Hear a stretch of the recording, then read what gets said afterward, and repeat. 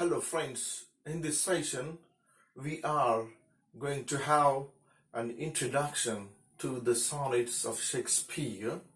My friends, as we know, Shakespeare wrote a long sonnet sequence consisting of 154 sonnets. These sonnets were written over a number of years, but my friends, the sonnets were not published until 1609, which was just 7 years before Shakespeare's death. My friends, as we know, Thomas Torpey, a literary-minded man, published William Shakespeare's sonnets. It is said that Thomas Torpey had obtained the manuscripts of the sonnets from someone known as Mr. W.H. But nobody knows really who this Mr. W.H. was. Most biographers and critics are of the opinion that Mr. W.H. was the young lord to whom the large majority of the sonnets are addressed. In other words, my friends, we can say that Mr. W.H. was the young man who inspired Shakespeare to write the sonnets and for whom Shakespeare had developed a great admiration and a profound love. As my friends, this is a widely accepted view regarding the identity of Mr. W.H. We have assumed for the purpose of the critical study that Mr. W.H. refers to the young lord whom Shakespeare adored and to whom the sonnets are addressed. As already has been said up, Shakespeare has composed 154 sonnets. My friends, the sonnets of Shakespeare are divisible into two groups.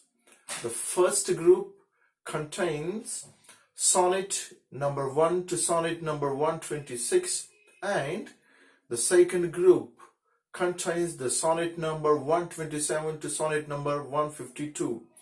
Sonnets of the first group are addressed to a young man who is for us the Earl of Southampton, and my friends, the sonnets of the second group are addressed to a woman who has come to be known as the Dark Lady, my friends, whose identity again is a matter of some controversy. But most probably, this woman was Mary Fitton, a maid of honor in some important household of the time. And my friends, the last two sonnets, that is sonnet number 153 and sonnet number 154, stand in a class by themselves.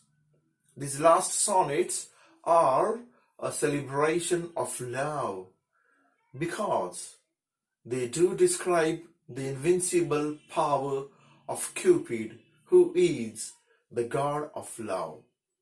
They are not directly related either to the first group or to the second group of the sonnet.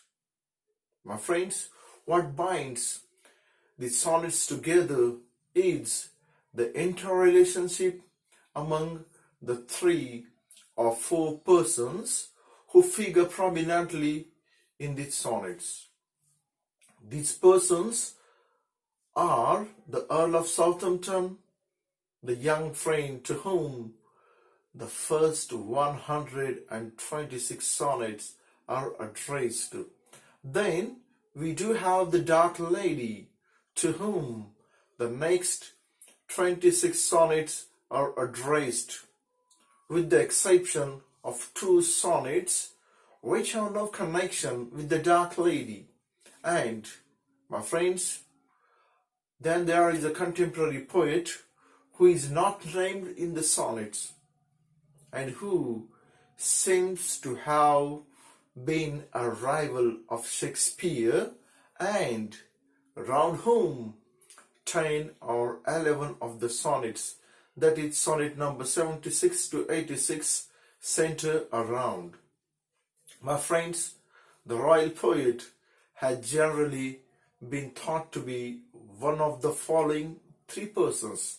The first, he may be Christopher Marlowe, he may be a George Chapman, and perhaps he may be Robert Greene. It is curious that none of the persons figuring in the sonnets has been named, and that the true identity of none of them is known with any degree of certainty.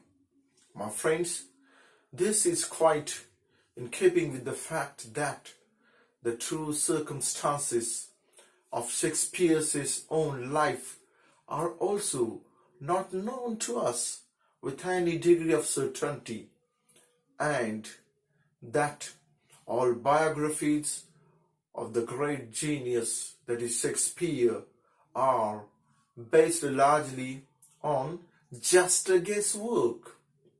The sonnets of Shakespeare are autobiographical, though even this is a matter of some doubt.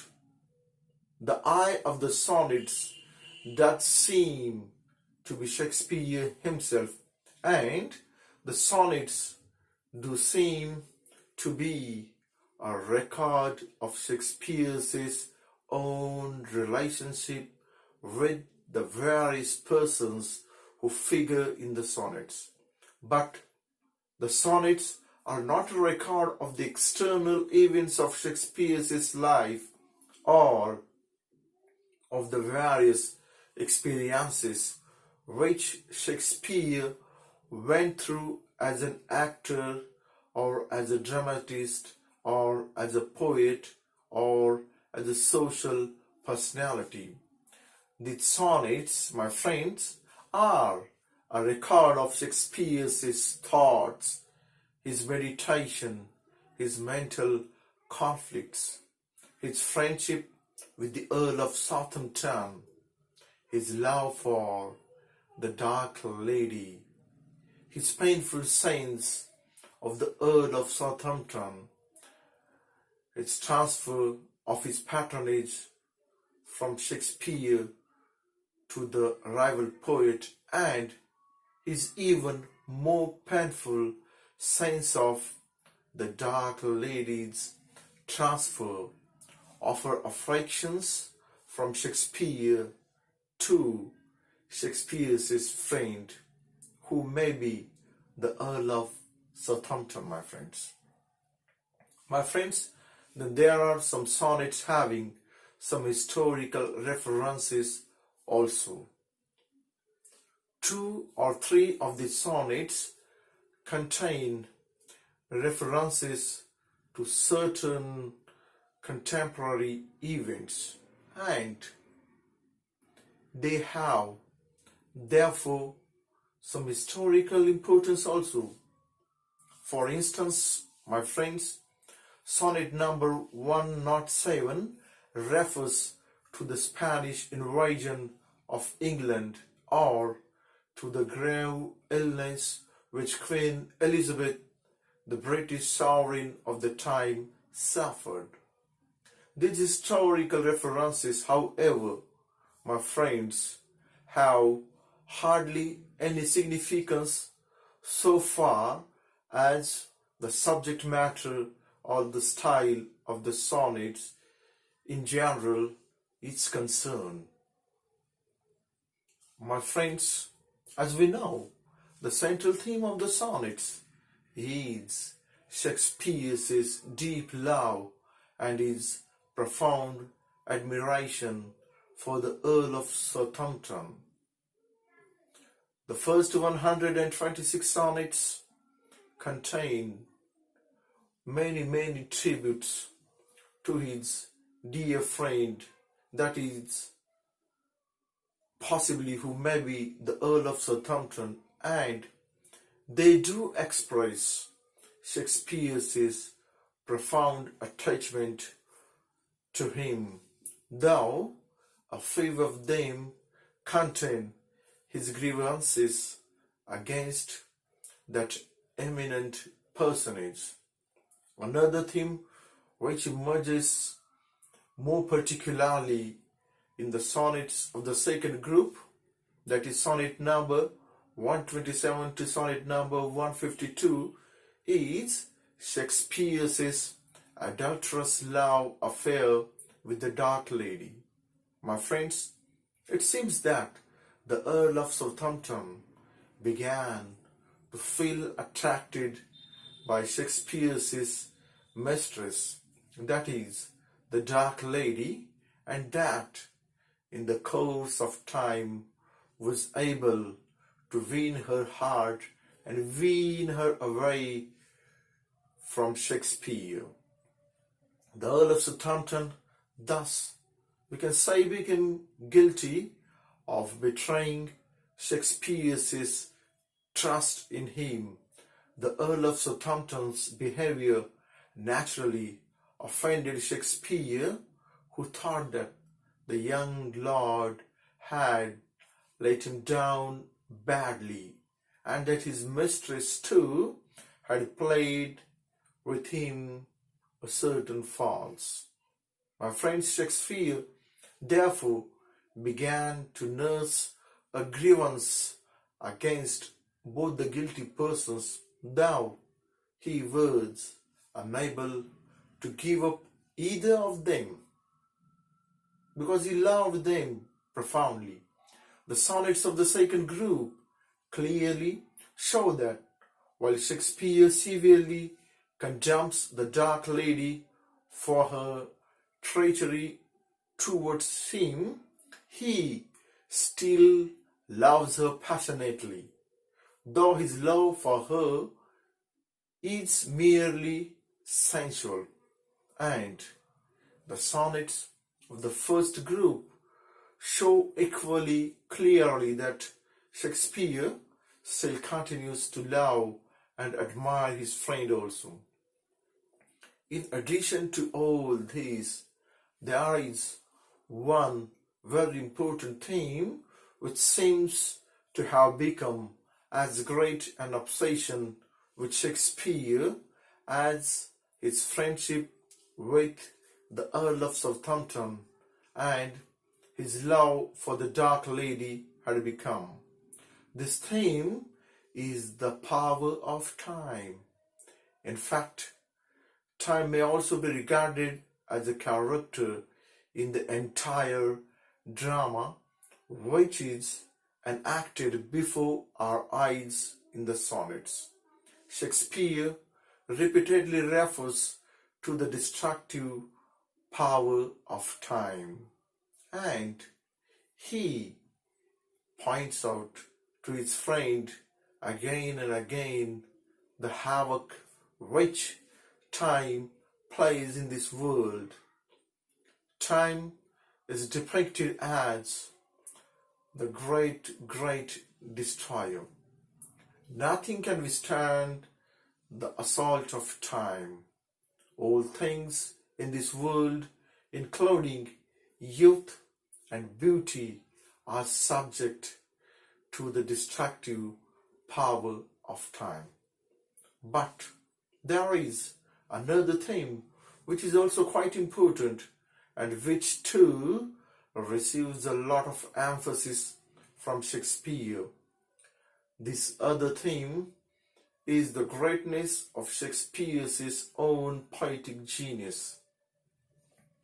Shakespeare expresses a very high opinion about the sonnets which he has written, telling his friend several times and with great force that the sonnets would preserve his friend's youth and beauty forever, and that the sonnets are therefore more powerful even than time, my friends.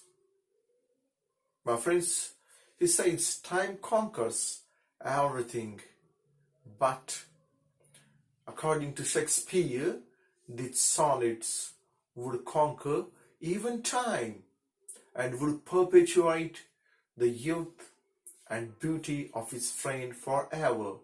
The sonnets would, according to Shakespeare, continue to be pursued by all the coming generations and would thus keep his friend's name, his eminence, and all his merits alive forever and ever. In view of this variety and multiplicity of themes, the sonnets are for us a rich storehouse and a rich treasure of ideas and feelings.